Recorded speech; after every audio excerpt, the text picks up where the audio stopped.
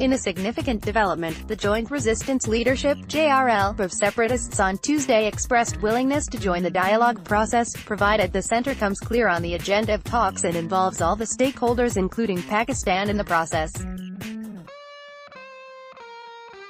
Let Government of India clarify on what it wants to talk, and speak in one language. We are ready to join the process, said the JRL leaders after holding an extraordinary meeting to discuss the recent statement of Union Home Minister Rajnath Singh.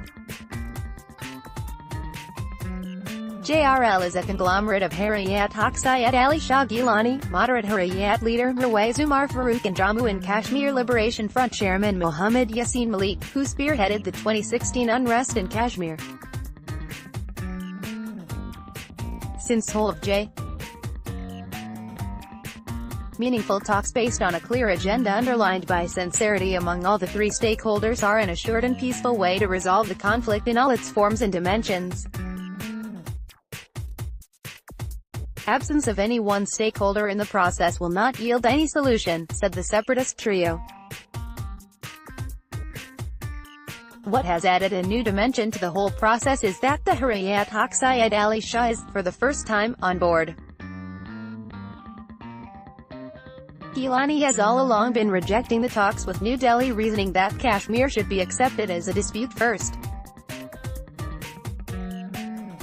This time round he is one of the signatory of the JRL statement.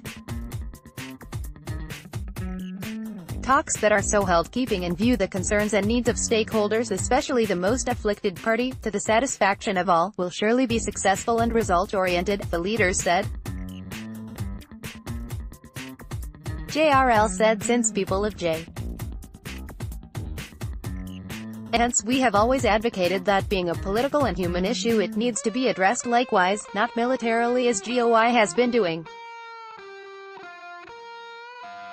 And for a political redressal of the conflict, dialogue among stakeholders is the best process and option available, said the separatist trio.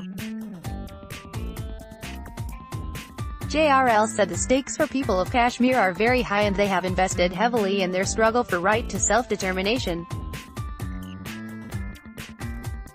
And we cannot afford to be part of an ambiguous effort that has no clarity and direction, they said.